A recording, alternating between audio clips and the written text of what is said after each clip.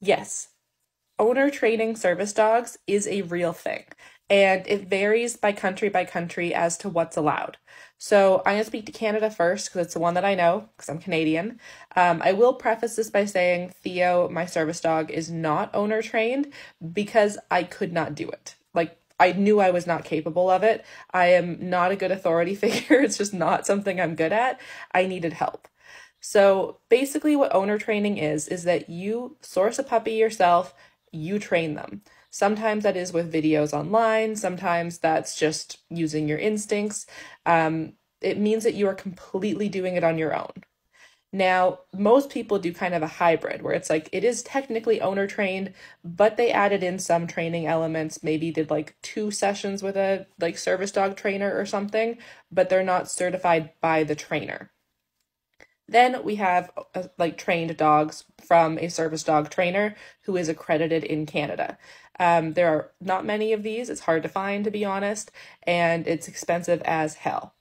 So, in other places like the US and the UK, you can also owner train your service dogs. Now, there's still requirements as to like what they should be doing before they're allowed in public areas that are like not dog friendly. In Canada, they have to pass what's called a public access test. To be honest, it's very easy and it doesn't really test for service dog capabilities. It mostly tests for the ability to go into public and not cause a ruckus, which I think is pretty important. But in other areas, I believe the US has a registry. The UK, I don't remember if they have a registry or not, but definitely like they have requirements as well. Like your dog must meet these requirements to legally be considered a service dog. Or there they call it an assistance dog. Now, the thing with owner trained service dogs, and I think it is a good system because it is so insanely expensive to train a service dog.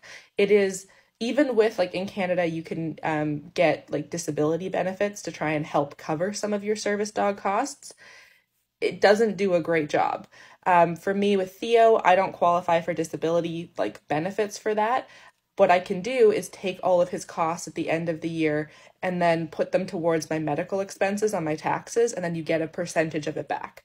Usually a really high percentage. I think it averages about 80-85% for most of his stuff, and that's vet bills, toys, everything, training. Um, but it's a lot of money up front. Like I had to take a loan out from my mom to be able to afford it. And then I wasn't able to pay her back for months until I got my refund. So owner training allows people to do this much cheaper. However, if you're not an expert, it's really, really hard.